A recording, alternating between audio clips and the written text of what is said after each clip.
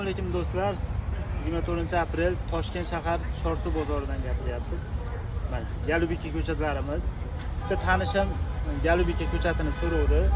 Men 250 ming so'mdan bo'ldi.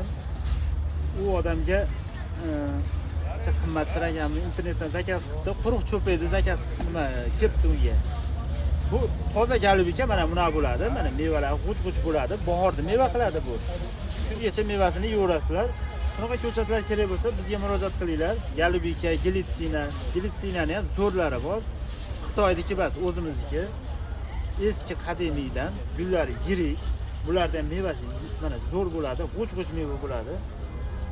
Eng tozasi mana shu bo'ladi. Ko'rib olaylik. Ishonchli mevali ko'chatlar ham bor. Shpanka, gilos, olma sortlarga javob beramiz. Sireng, oq, siyoh ranglari bor.